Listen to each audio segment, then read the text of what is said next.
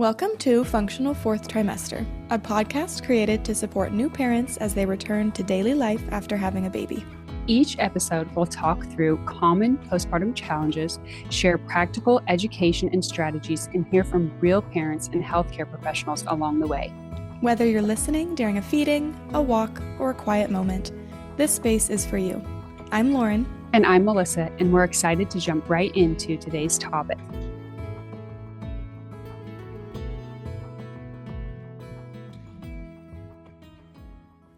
What if the hormonal shifts you're experiencing after birth aren't just about recovery, but the first step in your long-term health journey?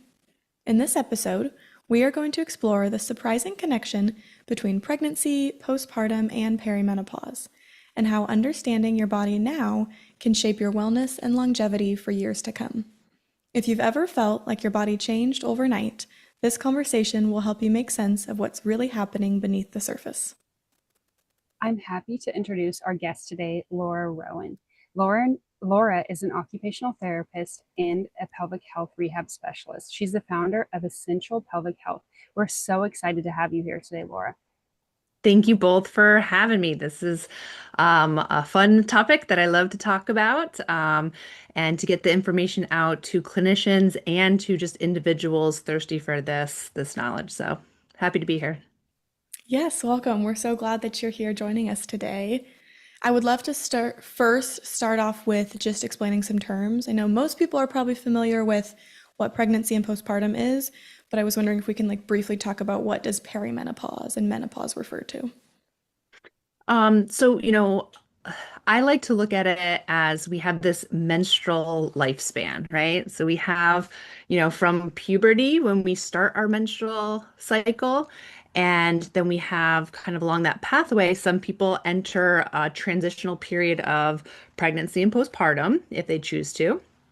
And then we continue along that pathway. And there are lots of different things that can happen along that pathway as well. And then towards the end, we transition out of our fertility years, right? So that's what our menstrual cycle is designed for, right? To be able to procreate. So as we start to go into menopause, we have this perimenopause transition where we have not necessarily like a nice gradual decline, but like kind of just a little bit of chaos sometimes for people and fits and starts. And it's this kind of the body's time frame to prepare for not producing the eggs anymore, right? Not preparing to have a baby. And that's when we enter into postmenopause. So after you have not had a menstrual cycle for a year, you are considered postmenopausal. And, kind of looking at what that, rather than having this rhythm of kind of like each week we have a different hormone cocktail during our menstrual cycle.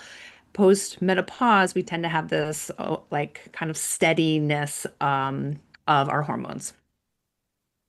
Okay, wonderful. Thank you for clarifying those topics for us.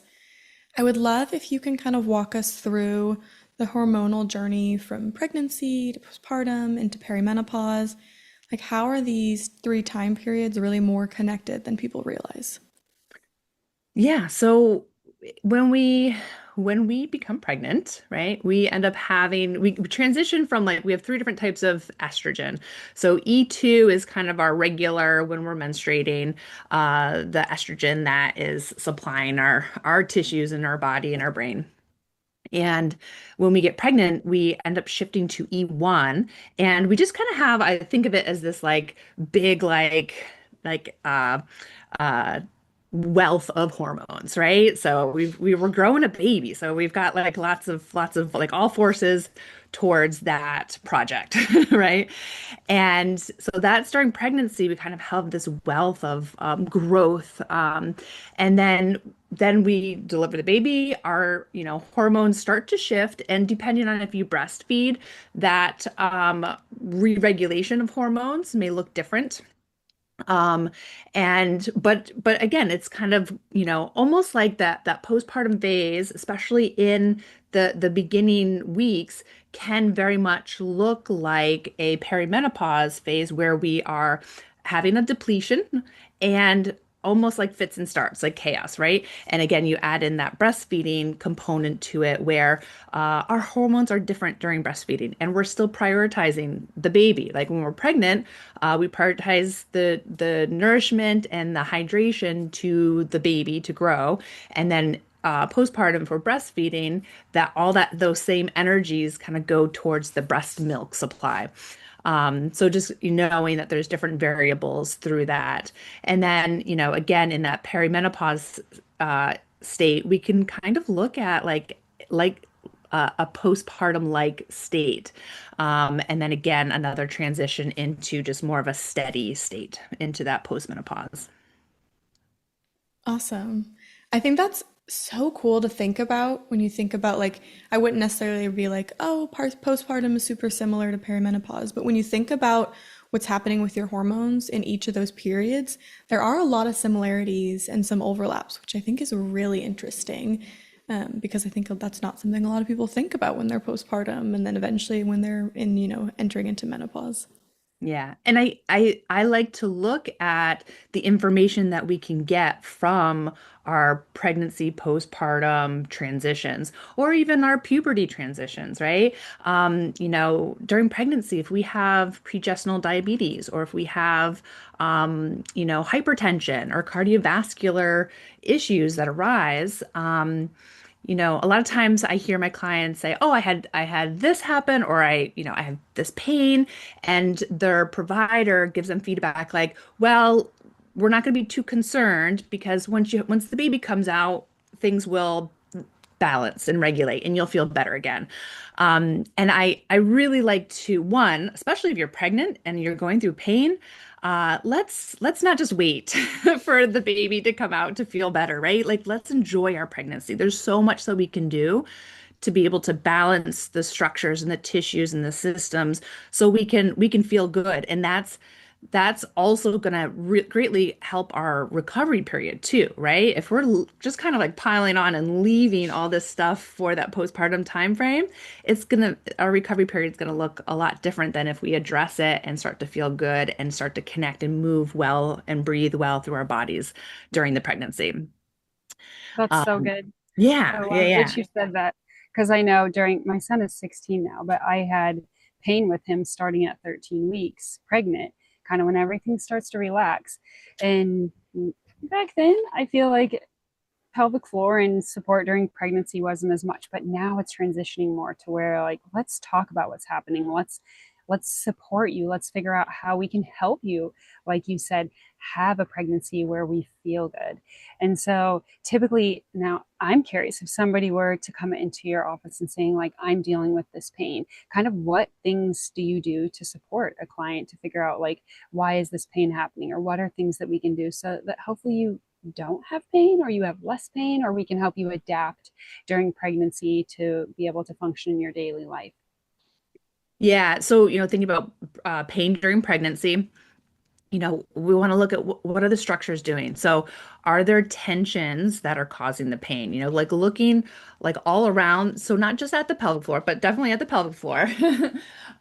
So, we have this group of muscles at the bottom. So, what is happening here? Because they have a lot of extra load, right? They've got lots of Mhm. pressure, lots more demand.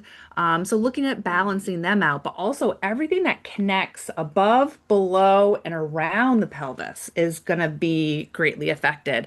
So, like, let's look at, sometimes there's those patterns and compensations or injuries before pregnancy that we're bringing into the pregnancy so that were never addressed, right? Because we could still keep the train on the tracks, we could still move forward without much disruption, but then we add pregnancy and extra stress and strain, and now that the body's communicating with us that it needs some attention and help. So being able to do the detective work to find that, and then pressure management is a huge one. So being able to connect to the diaphragm and the pelvic floor in a way that is going to be very different than before because now you've got something in between those two, right? You've got that growing baby. Mhm. So being able to find ways where maybe the diaphragm can't get down as well and the pelvic floor can't move as well because of that. So where else can we find freedom and movement and space? So we do a lot of work that way, and then just like finding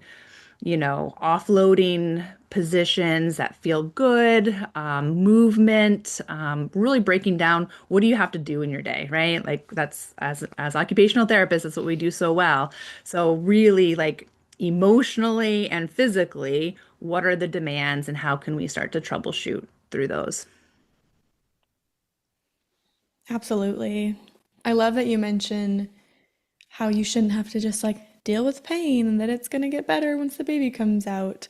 Because, like you said, that just adds so much more that you then have to try to manage and deal with during postpartum, which is a time period that you already have a lot going on.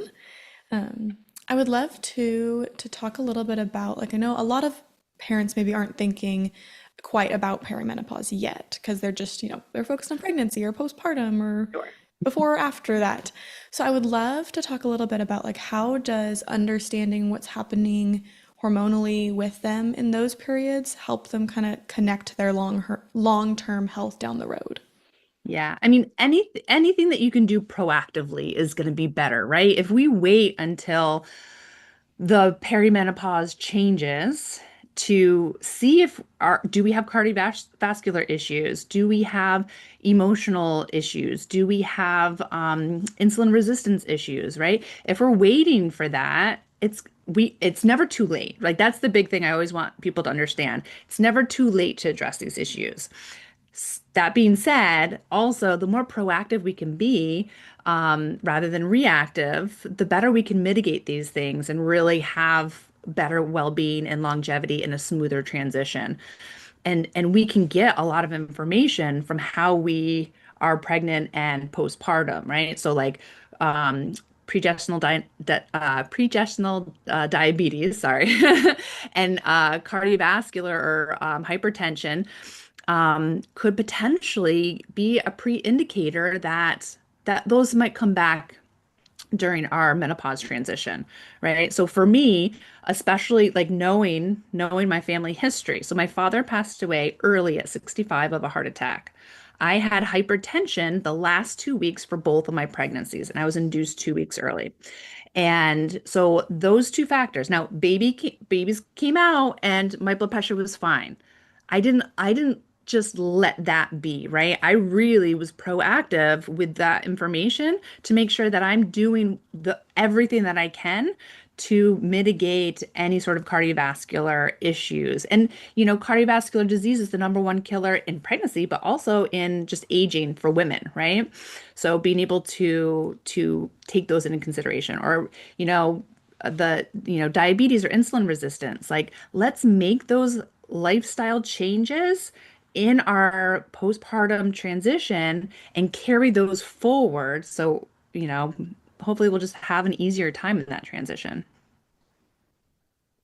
And I never Definitely. really, depression's a big one. I think, the emotional changes that we experience, like looking at like what were the emotional experiences in puberty? What were the emotional experiences in PMS or in pregnancy postpartum? And then again, looking to see where we can maybe be proactive in that perimenopause transition to support those. I never really thought about the tie to, maybe what happened before you were pregnant, while you were pregnant, after you were pregnant, even that like high blood pressure or things like that. So I feel like that's something really valuable to consider, not just, I feel like a lot of times in pregnancy or, postpartum, we'll just ignore the signs because it's just part of being pregnant or it's just part of postpartum. And so we kind of just write them off as it'll be fine, it'll go away. But I think, like you were saying, like there should still be an awareness around like these are the things that I experienced and these are the things that were hard for me or that I struggled with. And how can we move forward and help you with those so that maybe it's not an issue later down the road, or maybe like even before a pregnancy, maybe we can support you before you have a baby so it's not an issue while you're pregnant. So, like a lot of times people are hearing about, oh, going to pelvic therapy. postpartum, and a lot of times they think they have to wait for that 6 week mark, right? That 6 week clearance. Well, there's a lot that happens from delivery and forward those 6 weeks, right? So, acute postpartum care, even in the hospital, is really important, especially if they didn't get any rehab and education and body awareness during pregnancy. And like you said, that prehab, like let's look at this whole spectrum as, when we start to like plan, let's meet up with someone who can really give us that good body awareness and education to move forward responsibly. Yeah. We take those, well, I'm planning to have a baby. I mean, if you are planning in advance, then you're like, well, I need to start taking these supplements to prepare my body for when I get Mhm. pregnant. But what about you? What about pelvic floor? What about truly preparing your body physically and getting ready for the baby, not just taking prenatals or whatever it might be? Yes, I joke that like I got into pelvic health before I had kids, but then I hit a roadblock, especially as an OT 19 years ago, just to get into the field. And I kind of joke that the universe put that block up for me until I had my kids, so I could really appreciate what it means to actually have the awareness and education. Because I definitely took it from a standpoint of let me just like tackle it when it happens. I'm not gonna I'm not gonna really overthink this too much. And I don't recommend that.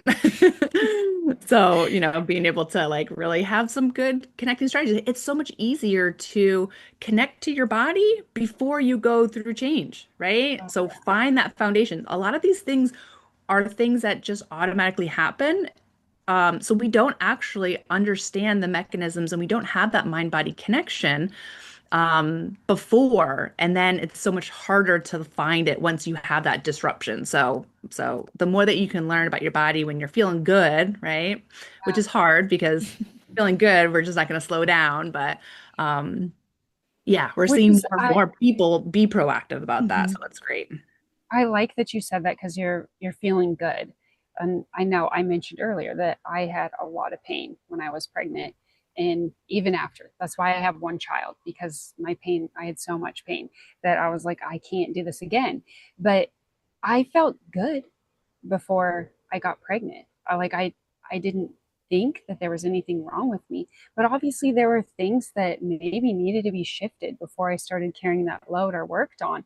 And like looking back now, I'm like, shoot, if everybody could just go see somebody and just do that prehab before, just to prepare their bodies, then maybe, those things that could have happened during pregnancy, it's just that, just preparing your body in advance. I think that's so good.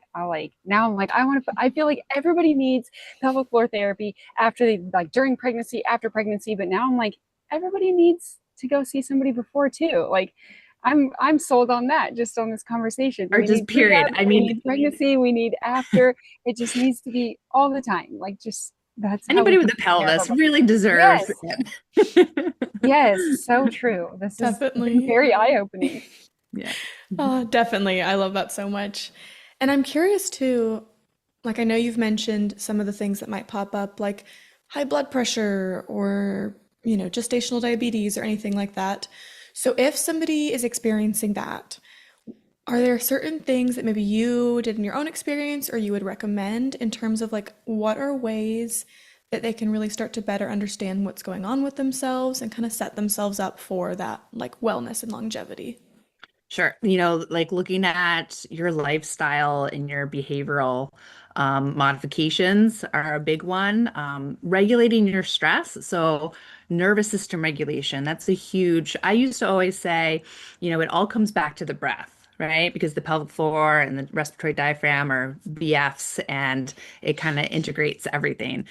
And but now I say it all comes back to the nervous system because and the breath, I don't think I was wrong because the breath is a major component of the nervous system, but it's more comprehensive in the fact that everything that we experience in our world affects our pelvic space, right? So our emotions, our worries, fears, anxieties, stress, traumas, our brainstem is at the base of our brain for a reason because it's important, right? We can tick off some of our frontal lobe and still exist, maybe lose a couple friends, but that brainstem coordinates our pelvic functions. And so if we get dysregulated or stressed, the brainstem is going to protect that pelvic space, and sometimes it's a protection that isn't serving us, right? Like if it tenses up and then it starts to affect our functions, being able to connect to it in a way to connect to our nervous system to regulate and to connect to our pelvic floor muscles and our breathing and our core stabilizing system in a way to be able to bring balance again can really help mitigate a lot of those things. Absolutely. And I know too, in like glancing over some of like like PowerPoint slides you had sent me, you had mentioned like some journaling and tracking kind of strategies. I was wondering if you wanted to touch on those too. Yeah. Yeah, yeah. So I think a big thing is and I speak for myself too. I didn't really pay attention until I had to, right?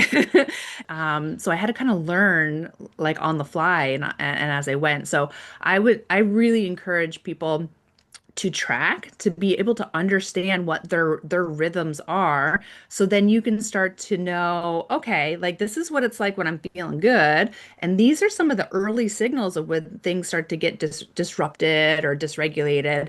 And then you can start to build like a communication, right? To start to ask questions of and seek help when you need to, really understanding when things start to change early on.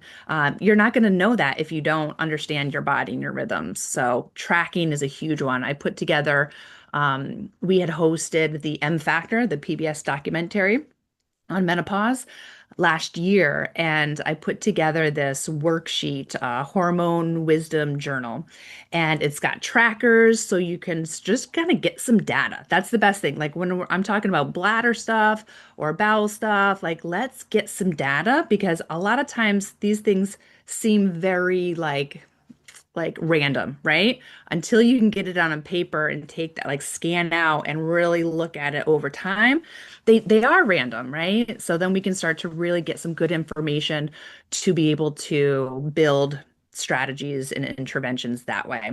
We're so good at tracking and paying attention to the baby, but we have to still pay attention to ourselves. The baby needs us to be healthy and well. So um being able to spend time and really prioritize what's going to help nurture. Slowing down is not being lazy, but it is really allowing space and time for you to be able to continue to put forth and put out and do. So, Yeah, absolutely. That's a very cool concept, I think. I would love to, I know like this topic maybe is something that new parents are listening to and it's not something they've thought about or heard about before. I know like a lot of this was kind of new to me as we've been talking to. So I would love if we can kind of just like summarize a little bit about like what it like when we say hormonal wisdom, like what does that really mean? And really like what like if a parent's asking like what does that have to do with my longevity and wellness? yeah, I mean, I think just understanding like all the areas that hormones affect, right? Like part of that journal has like a checklist, right? And I put a little Venn diagram of postpartum and perimenopause, understanding the overlap and like what to be on the lookout for, but also like all around the body. Like we get skin stuff, hair stuff, right? So being able to know all those signs and signals that the body's giving you, because again, like along the lines of the nervous system, like the secret language of the body, it's like the body communicates with us. We just don't always speak its language, and we don't understand how to put the pieces together. So even what it gives you some ideas on what to bring to your provider, right? What to be aware of. And sometimes like we may find the medical model to be very siloed, be like, oh, I got to take this to this doctor, but this doctor doesn't talk about this. But if we can understand the connections of them, then we can bring the information in a more comprehensive way. So we're not just giving a few symptoms to the doctor who we think wants to hear about that and then disconnecting it, right? So just the more that we can be aware that these things can be connected, the better we can ask questions from our providers and get the care that we need. Yeah, I think that's such a good point. And just being able to, like, the better that you understand yourself and what's going on with your body, the better you're going to be able to explain and describe what's happening to a physician of some sort and really get the care that you're looking for and that would be beneficial. Yeah. And kind of going back to what Melissa said earlier is that, that to seek the care, right? To be aware that there is help out there. There's so much that we can do to help support all of this. But a lot of times we're like, oh, well, this is just how my mom or my grandmother was. And we feel like genetics are just predispose ourselves. So it's important to know our family history, and that's a component of the information, but it's not like that's writing our story for us, right? We know so much more than our previous generations. So let's have that forward thinking and approach to our well-being and longevity. Definitely. And the kind of the checklists and the little worksheets that you have mentioned, is that something that parents could get access to? Yes. So I've been kind of like every time I do like a workshop or a presentation or a podcast, I kind of put it into this, I call it Menocycle Breakers like membership. So like let's break the cycle of being disconnected and not understanding our rhythms and our bodies, right? So let's get the information. So I have this hub and this library of resources and information, so that the worksheets, the handouts, the recordings and trainings, all of that is in there. And so I'll share a link with you to be able to share with everyone. And there's like a you can just check it out for 30 days for free, right? And there's a little community so you can ask questions live. So it's not on social media. So you don't have to get pulled and distracted in that, but it runs like a Facebook group. It's like a nice little private community. And you can ask questions, and we're happy to have some good conversations there too. Okay, That's amazing. That amazing. sounds great. I wanted to thank our guest speaker, Laura, for joining us today. We so appreciated hearing all about your experience and your knowledge in regards to this topic. If you're a new parent listening, I really hope you are encouraged to understand your hormones and your body more and really set yourself up for longevity and wellness. In the description to this episode, I will attach a link to our blog post, which contains more information, resources, and how to get in touch with our guest speaker, Laura. Thank you all so much for joining us today. We can't wait to talk with you again next time.